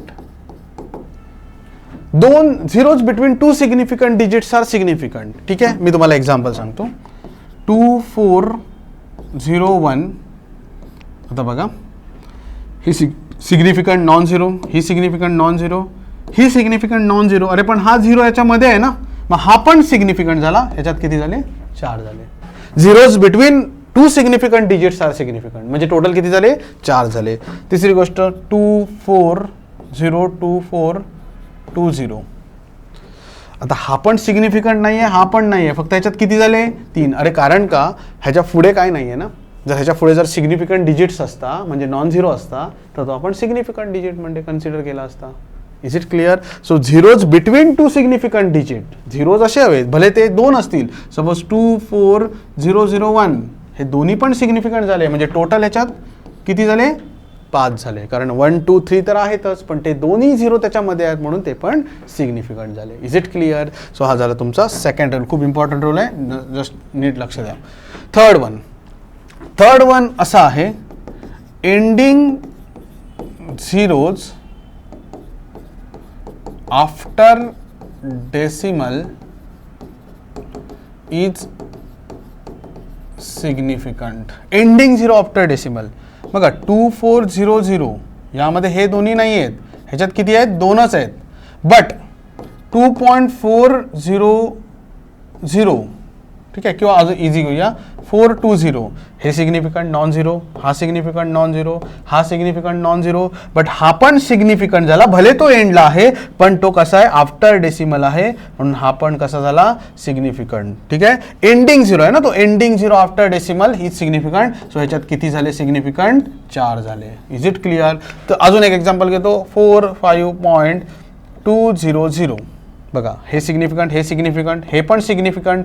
Ending zero after, हा डेसिमल आहे इकडे, ending zero after decimal significant. आता हा सिग्निफिकंट झाला म्हणून हा पण सिग्निफिकंट, कारण सेकंड रूल बघा, zeros between two significant digit is significant. हा सिग्निफिकंट डिजिट बनला नाही तिसऱ्या रूलमध्ये, त्यामुळे हा पण सिग्निफिकंट. सो 1 2 3 4 5, टोटल किती झाले?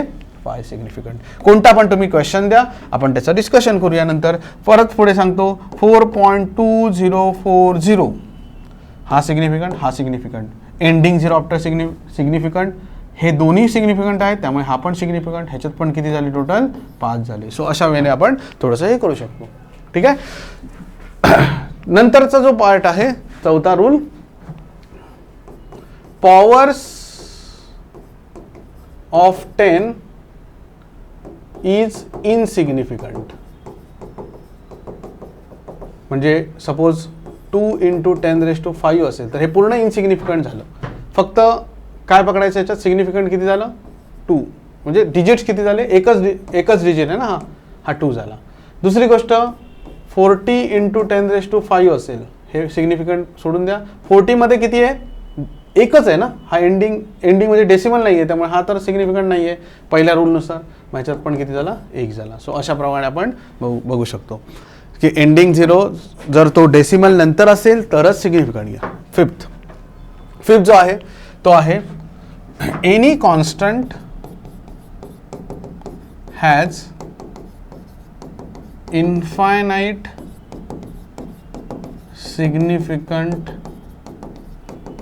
Digits. Any constant has infinite. कोणता पण कॉन्स्टंट घ्या, जसं की तुम्ही पकडा पाय, ह्याची व्हॅल्यू 3.14 आपण घेतोच, पण पुढे पण डिजिट आहे ना, म्हणून ह्याच्यात किती सिग्निफिकंट फिगर्स आहेत, infinite significant figures. So any constant has infinite significant. त्याच्या पुढे डेसिमल्स किंवा त्याच्यानंतर रिकरिंग वगैरे असू शकतं काही. सो त्यामुळे आपण म्हणू शकतो की any constant has infinite significant digits. ठीक आहे. सो हा होपफुली सिग्निफिकंट डिजिट समजलं असेल. राउंडिंग ऑफचं तुम्ही एकदा जस्ट बघून घ्या. It's very easy. तुम्ही ऑलरेडी केला आहे. 2 सिग्निफिकंट फिगरमध्ये राउंडिंग करा, 3 मध्ये राउंडिंग करा. तो फक्त जस्ट एकदा बघून घ्या. ठीक आहे. Anyway let's move to the next part. Next part आहे ऑर्डर ऑफ मॅग्निट्यूड.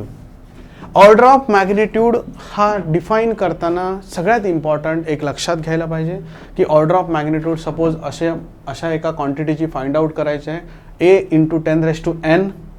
पण लक्षात घ्या अशा केसमध्ये तुमचा a ची जी व्हॅल्यू आहे ना, ही a ची व्हॅल्यू ही कशात असली पाहिजे, 0.5 to 5च्या मध्येच असली पाहिजे. मग जो n असतो ना, तो म्हणजे काय असतो, इंटिजर जो असतो n, तो काय असतो, ऑर्डर ऑफ मॅग्निट्यूड असतो. एकदम सिंपल गोष्ट आहे. ऑर्डर ऑफ मॅग्निट्यूड कशी काढायची, तर ऑर्डर ऑफ मॅग्निट्यूड काढण्यासाठी a × 10⁻n पॉवर्समध्ये तुम्हाला रिप्रेझेंट करायचं, तर ही जी आहे ती ऑर्डर ऑफ मॅग्निट्यूड. बट त्यासाठी तुम्हाला एक गोष्ट कन्सिडर केली पाहिजे की जो a आहे तो 0.5 to 5 मध्ये आहे. a आहे तो कशात आहे, 0.5 to 5 मध्ये. त्यामुळे आपण त्याची ऑर्डर ऑफ मॅग्निट्यूड त्या वेने डिसाईड केली. आपण बघूया n म्हणजे ऑर्डर ऑफ मॅग्निट्यूड असते कसं असते. सपोज करा स्पीड ऑफ लाईट आपण म्हटलं 3 × 10⁸ मीटर/सेकंद असतो. हा एक तुमच्यासाठी नंबर आहे. आता बघा मला सांगा, ह्याला मी कम्पेअर केलं a × 10⁻n आणि a मला चेक करावा लागेल की तो 0.5 आणि 5 मध्ये आहे का. येस, 100% 0.5 मध्ये आहे आणि 5 मध्ये आहे. तर किती असणार त्याचा a, हा a आहे बरोबर ना, 3 आहे म्हणजे 0.5च्या मध्ये आहे आणि 5च्या मध्ये आहे 3. मग हा करेक्ट फॉर्मॅटमध्ये आहे. तर ऑर्डर ऑफ मॅग्निट्यूड किती झाली याची, 8 झाली. ऑर्डर ऑफ मॅग्निट्यूड किती झाली, 8 झाली. का, कारण तो बरोबर फॉर्मॅटमध्ये दिसतोय. बट हेच जर तुम्ही वेगळ्या एक्झाम्पलने गेलं, सपोज मी असं लिहिलं 9.1 × 10⁻13, बेसिकली मास ऑफ इलेक्ट्रॉन असतं, तर ह्याची ऑर्डर ऑफ मॅग्निट्यूड कशी काढायची. आता मला सांगा, ह्याला मी कम्पेअर करतो a × 10⁻n ने. ठीक आहे. आता मी डायरेक्ट -31 लिहिली ऑर्डर ऑफ मॅग्निट्यूड, माझा आन्सर चुकणार का, अरे कारण काय, हे 9.1 ह्याच्यात नाही आहे ना, 5च्या वर आहे. मग ह्याला मला 5च्या आत आणलं पाहिजे, 0.5 to 5 आणलं पाहिजे. तर मी ह्याला काय करतो, 0.91 × 10⁻30 करतो. 10 ने मल्टिप्लाय 10 ने डिवाइड असं केलं तरी चालेल. 10 ने डिवाइड केलं 0.91, हा एक कमी होईल. सो आता मला दिसतंय की हा जो व्हॅल्यू आहे तो या रेंजमध्ये आहे. 0.9 म्हणजे 0.5च्या वरती. It should be greater. Yes, agreed, 100% agreed. So हा झाला तुमचा ऑर्डर ऑफ मॅग्निट्यूडचा पार्ट. तर ह्याच्यात आता मी क्लेम करू शकतो की बाबा येस, ऑर्डर ऑफ मॅग्निट्यूड किती आहे, 30 आहे. का, कारण मी आणलाय ह्याच्यात 0.5 आणि 5च्या मध्ये आणलाय. ओके. सो हा झाला एक छोटासा कन्सेप्ट होता ऑर्डर ऑफ मॅग्निट्यूड, जो तुम्हाला फार इम्पॉर्टंट आहे. तुम्हाला क्वेश्चन नंबर 3 मध्ये 3rd की 4th क्वेश्चन आहे जो ऑर्डर ऑफ मॅग्निट्यूड आहे. त्यामुळे तुम्हाला ते ऑर्डर ऑफ मॅग्निट्यूड इम्पॉर्टंट केला पाहिजे. ठीक आहे. So let's move to the next part, and I think which is the last part of the particular units and measurement one shot audio. So next part is parallax. Parallax म्हणजे काय, basically हे distance measurement वगैरे यासाठी वापरतात. Parallax म्हणजे काय, suppose तुम्ही pen पकडलाय आणि हा पेन तुम्ही एका डोळ्याने बघितलाय तर त्याची एक पोझिशन वेगळी दाखवते. दुसऱ्या डोळ्याने बघितलाय, तुम्ही चेक करा, समोर व्हिडिओ चालू असताना दुसरीकडे दाखवते. सो एक डोळा बंद करताना वेगळी पोझिशन, दुसरा डोळा वेगळी पोझिशन, यालाच पॅरलॅक्स म्हणतात. आता हा पॅरलॅक्स कसा असतो नीट बघा. पॅरलॅक्स म्हणजे काय, that is the change in the position of object due to change in the position of observer or apparent change in the position of object मध्ये चेंज, ठीक आहे, कशामुळे, due to change in the position of observer change झाला. मी observer होतो ना, हा observer इथला चेंज झाला, सो हा झाला, याला म्हणतात पॅरलॅक्स. परत एकदा रिपीट करतो, the change in the position of object due to change in the position of observer is known as parallax. Is it clear? Parallax कशात असतं, change in the position of object due to change, apparent change in the position, appear होतो ना आपल्याला, apparent वर्डला important, appear होतो तो, apparent change in the position of object due to change in the position of observer is known as parallax. Is it clear? So हा झाला तुमचा parallax वाला बेसिक पार्ट. मग पॅरलॅक्स अँगल कसा find out करता, distance कसं, long distance, basically हे खूप लांबपर्यंतचं जे डिस्टन्स आहे, जसं की आपण म्हणू शकतो प्लॅनेट्स आणि जे काही लॉंग डिस्टन्स आहेत ऑब्जेक्ट, त्यासाठी हा मेजर केला जातो. आता पॅरलॅक्स अँगलचा एक सिम्पल फॉर्म्युला आहे, यासाठी तुम्हाला लक्षात घ्या, तुम्हाला क्वेश्चनमध्ये मिनिट्स, डिग्रीज दिलेलं असतं, ते तुम्हाला रेडियनमध्ये करावं लागतं, अदरवाईज आन्सर चुकणार.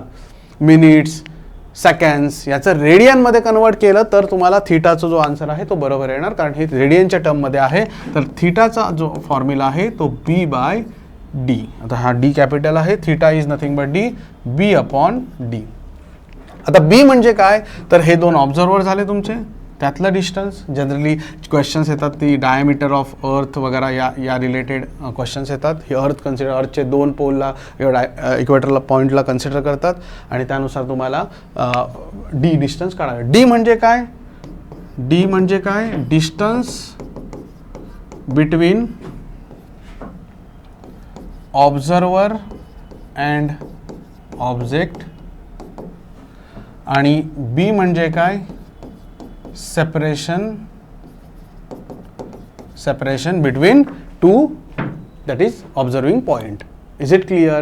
So B म्हणजे तुमचा separation between two observing point आणि D म्हणजे तुमचा जो काही ऑब्जेक्ट जिकडे ठेवलाय तो डिस्टन्स, आणि D तुम्ही मेजर करू शकता. हे सगळ्या गोष्टी दिल्या असतात, पण लक्षात घ्या हे तुम्हाला रेडियनमध्येच आलं पाहिजे. ओके, सो आय होप की तुम्हाला ह्या गोष्टी थोड्याशा समजल्या असतील आणि तुमच्या एक्झाम्सला हेल्प होईल. सो आपण बऱ्याचशा साधारण 14-15 स्लाइड्समध्ये आपण हा कव्हर केला आहे चॅप्टर. होपफुली तुम्हाला ह्या गोष्टी सगळ्या हेल्पफुल होतील. सो अशाच आपण बाकी सेकंड चॅप्टर, थर्ड चॅप्टर, ह्या सगळ्या चॅप्टर्सचे आपण रेकॉर्डिंग्स आपण बघणार आहोत. तुम्ही एकदा रीड करा एखादा चॅप्टर आणि मगच या रेकॉर्डिंगकडे तुम्ही एंट्री करा, तरच तुम्हाला याचं इझिली अंडरस्टँड होईल. Okay, so thank you so much for watching. Thank you so much.